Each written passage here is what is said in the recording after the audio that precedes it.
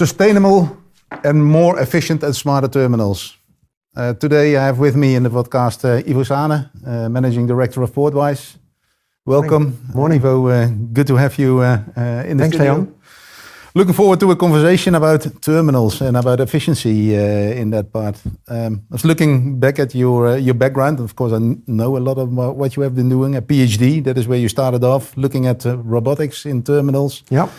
And then you moved into, don't only do it, but also start doing it, and you started TBA and Exactly. Portwise. But Yeah. maybe it's good if you do a small introduction of yourself. Yeah, thanks, Leon. Thanks for the kind invitation. Gladly here to have this discussion. So almost 30 years in the business, helping our customers, mainly container terminals, but also other logistic facilities around the world in being smarter, being more efficient, and also more sustainable.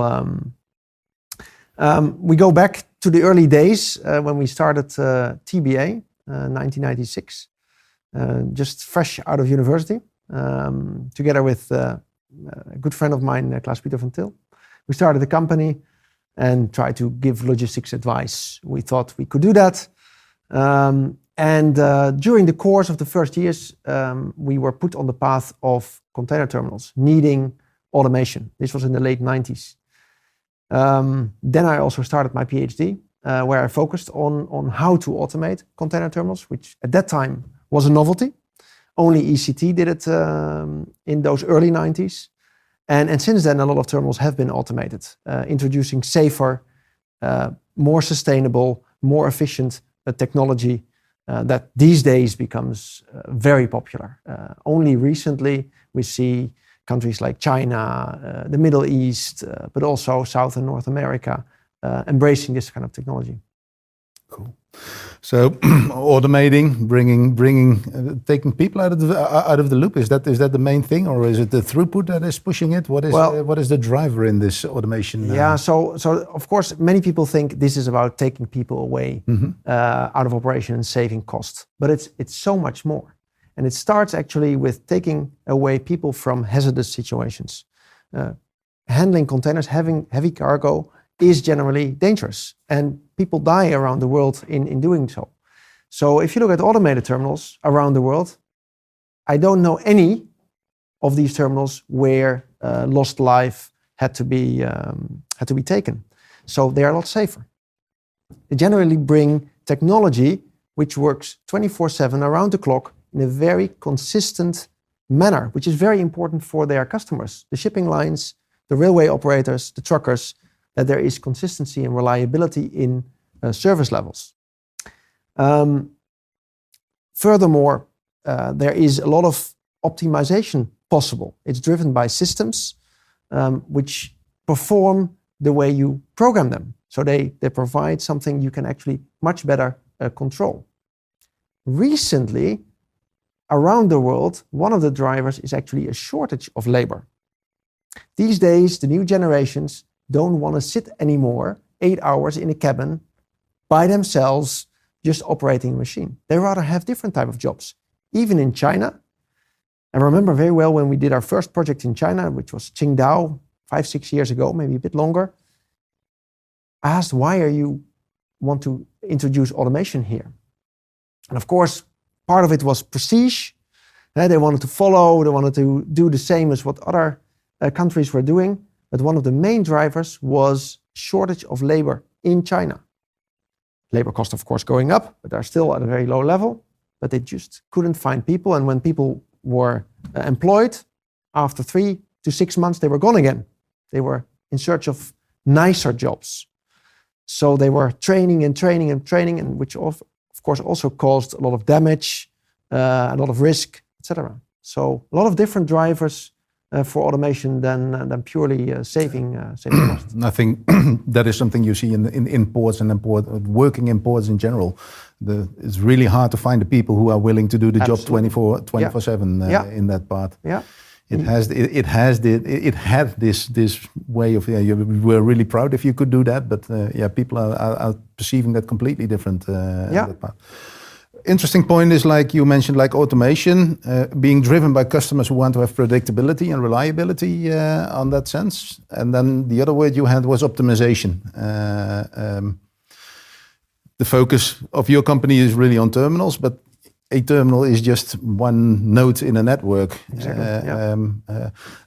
How does that work? How does that how is it connected, and how is this smarter terminal taking an important role in those networks? Yeah, you can imagine that a container terminal combines or brings together, I should say, very large scale intercontinental shipping, ships with 10, 15, 20,000 containers, and connects that to a very small scale mode of transportation. The biggest, for instance, here in Rotterdam, barging, but in many places they have very limited barging, so it comes to trains and to trucks with 1, 2, maybe 20, 40 containers. So the container terminal acts as a buffer, a very big buffer between this large-scale transportation and small-scale transportation. This buffer is in scale, but also in time. Some goods arrive 15 days, 7 days before something gets on a ship. Others are just in time. And a terminal acts like a sponge. You know, it takes up all these containers and then distributes them again. Without that, actually, I was preparing some materials on the history of how terminals came about. And it used to be that railways were inside the dock. So they would be directly at the crane, directly from the ship onto the train. But these days, with the volumes that are being transported, that's not possible anymore. So you need this big buffer in between to cater for the different needs of different types of customers. And what is the biggest challenge you see in those terminals? What is the biggest challenge? That's a difficult question. There are all kinds of challenges. One of the challenges that terminals have been, let's say, scratching their head around is the increase in scale. Now, the ships ever becoming bigger, that means you also need bigger equipment. So you buy cranes that can handle a certain type of ship, and then 2, 3, 4 years later, again, the cranes are too small because the shipping lines have bought another bigger size of ships, and even now they're discussing 26,000 TEU ships. So they're still looking at further increase of scale and economies of scale. So that is all doable to buy new equipment when the volumes are increasing, because more volume brings in more revenues. Generally, EBITDAs in terminals are quite good. So increasing volume also fuels the bank account so you can invest in new equipment. But for quite a long time, a lot of regions have been seeing very, very modest growth, if growth at all. And then it becomes very difficult to buy new equipment, replace equipment which is not yet at end of life, economic life, and it's still buying new stuff because your main customer, the shipping line, comes with ships you cannot handle. And that goes from the biggest terminals, like Rotterdam has, to the smallest terminals, which are in the small towns and ports. They also have to increase their scale as bigger vessels that used to be the biggest go to smaller trades, and those ones go to even smaller trades. So this cascading effect hits all the ports. So when the main shipping routes get the bigger ships, it means all the shipping routes will get bigger ships. And that requires very significant investment, not only in cranes, but also, for instance, in strengthening key walls, which is a very big investment and a very big disruption. So I would say has been a challenge for a very long time. Of course, we had the impact of COVID with spiking dwell times. I mean, dwell times in many places went up from regular 5 to 7 days to something like double. So you need suddenly double the space. Where do you get it from? Another effect of COVID was that people realized we became too much just in time. So all the supply chains, all the waste was being cut out of the supply chain, focusing on just in time. But when done, then a part of the supply chain is disrupted. you suddenly cannot produce your end products anymore. Some of the components are missing because one of those, there's no inventory to cater for that, which meant people started to increase their inventories again, which again meant longer dwell times. So, and increased volumes. So it was a very difficult period where I would say the reaction of this industry was overinvestment in more capacity. When things got back to, I would say, normal, lower dwell times again, a normal hinterland connection, they suddenly saw that they actually overinvested, which, again, created new dynamics. Really interesting. You mentioned also like the just-in-time, having invested too heavily on just-in-time. If we look at shipping in general, just-in-time is something that in the world of port calls, everyone is looking for. How can we arrange for just-in-time in that part? How do you see that movement? Will there be a pushback given the fact that there will be supply chains, or will the buffers already start catering for, and you still can go for just-in-time, but you will add a buffer on top of it? That's a very good question. I mean, if you look at the interaction between shipping lines and terminals, then there is a great deal of inefficiency. So a terminal is best utilized when the quay is always full. Well, we don't see any terminals where the quay is only full, maybe Singapore. That's one of the exceptions in the world. They are so dominant that they can allow to be occupied 80-85% of the time. But most terminals have berth occupancies of less than 50%. Your most expensive resource is only used 50% of the time, which is crazy. And why is this? This is because of the arrival pattern of vessels is so unpredictable. Shipping lines still demanding berth on arrival that you need to keep space available. Otherwise, you will have ships waiting. So a terminal is benefiting from very reliable arrivals, where you can basically create a schedule throughout the week, which fully utilizes all your expensive assets, cranes, yard space, yard cranes, what have you. But the opposite is true. And actually the trend is even in the wrong direction. The arrival patterns get more erratic, less predictable. So utilization of assets actually is not improving, but getting worse. So what do we do about that? Yeah, that's the key question. How do we get more predictable? How we get, let's say, the information flow between terminal and shipping line so well organized that on the one hand, the shipping line can optimize their processes, and on the other hand, the terminal can optimize their processes. And that's a challenge where also tech play is playing a role, right? In improving the information, because the mutual information exchange is seriously hampered. The type of information they're getting from each other is simply not in order, which leads to sub-optimization on both sides. Any idea why this information is so suboptimal? What made this happen, and why is there also maybe too limited effort put onto it? What is it contributing? Why is it easy for people? What is your take on that one? Well, I would say if I start with your third question, is it easy to fix this? I would say from a technical point of view, yes, it's quite easy to fix this. We can predict when the vessel will arrive. We know what the flexibility is. We also know when this berth will be available. So I think from a technical point of view, you can provide solutions which provide all the information to cut out the unnecessary waste. From a stakeholder point of view, from all parties involved, is it easy to realize? Maybe not so.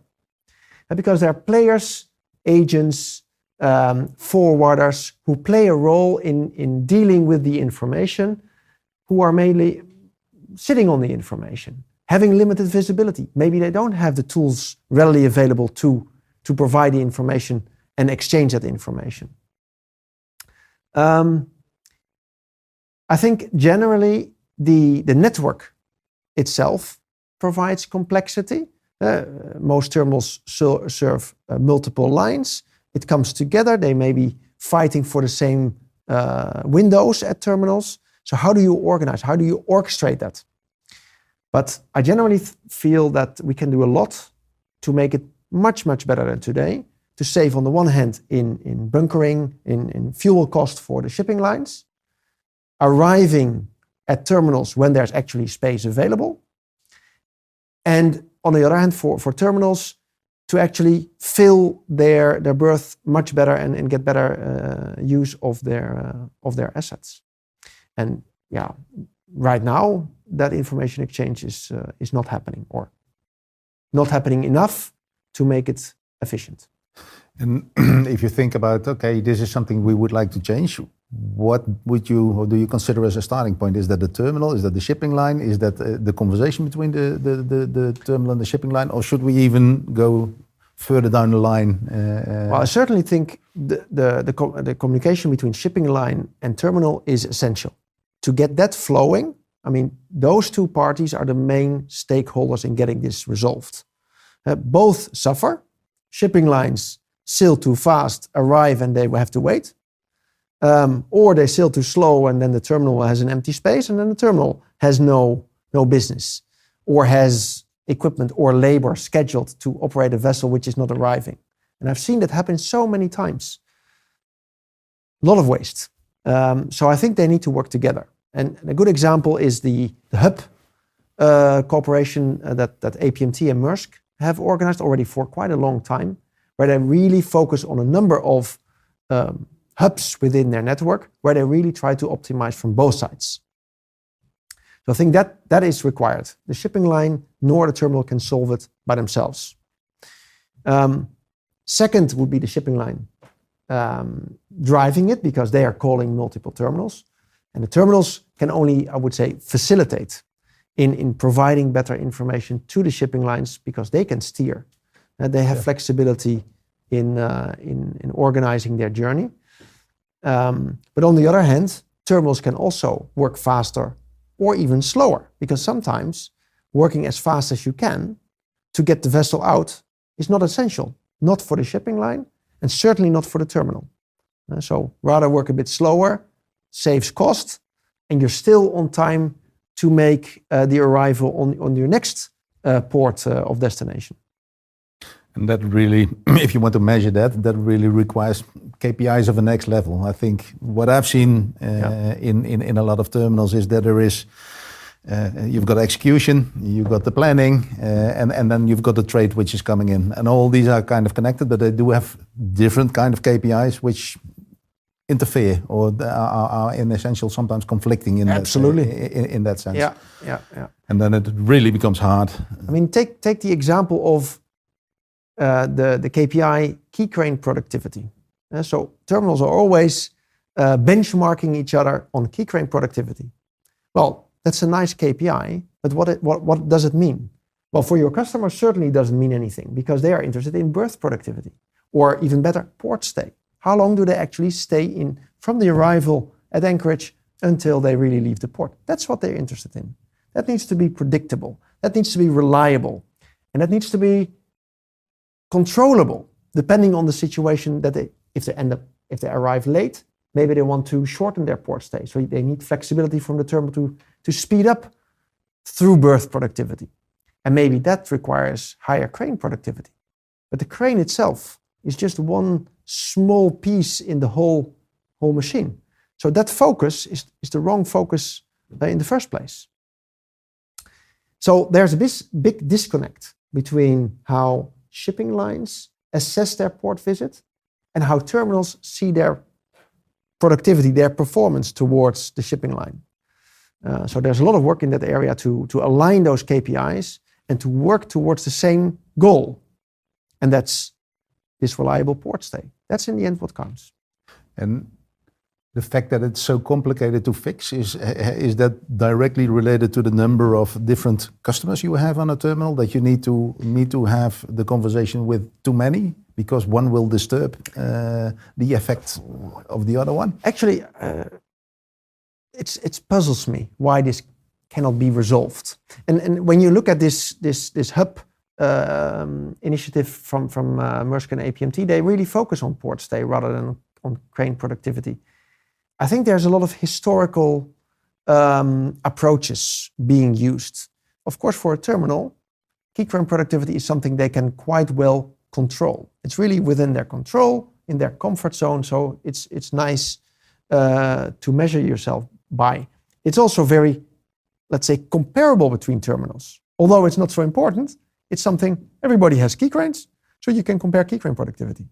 Berth productivity, on the other hand, is an amalgamation of multiple. How many cranes do you deploy? How does it go over the port stay? How is the stowage on board?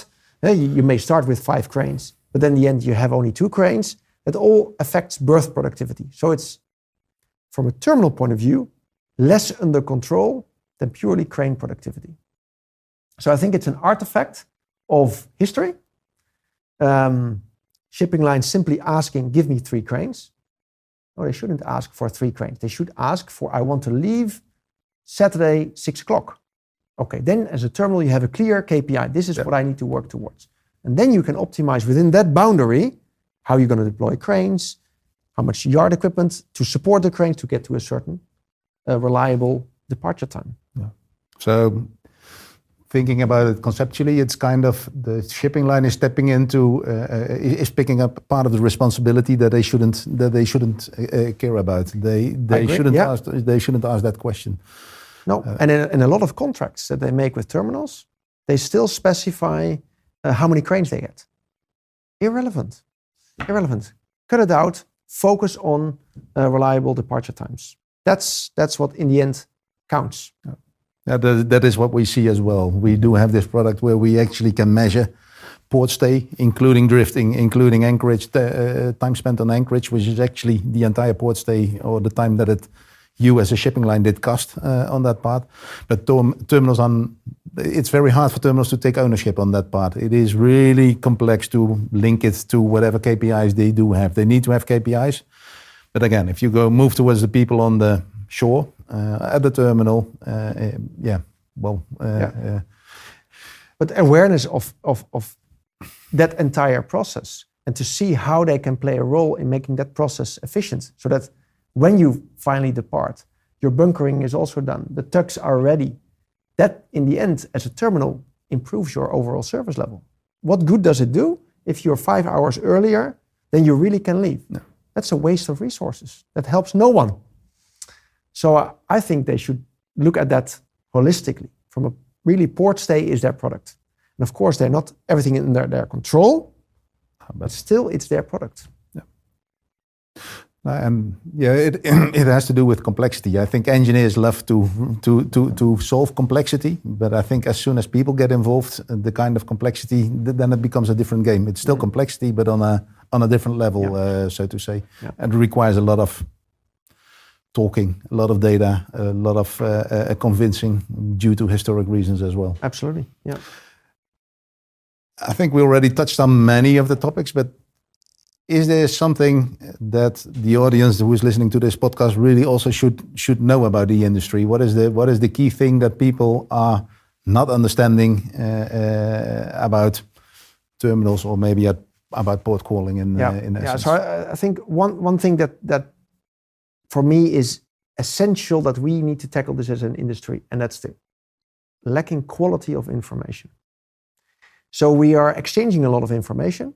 We even defined long time ago the EDI protocols for that. Mm-hmm. And when you look at reality, to what extent those standards are adhered to, it's extremely poor. There's so much conflicting information going around. One message says this is going to be a reefer and you need to plug it in. And the next message from a different party arriving at the terminal about the same container tells, no, this doesn't require any power. What should a terminal do with that? So I think generally, quality of information needs to be tackled. Of course, we focus a lot on information exchange and making things more visible, but the quality itself needs to be right. Otherwise, it's not usable. And to feed conflicting or wrong information to systems, to automated systems, is only creating more problems.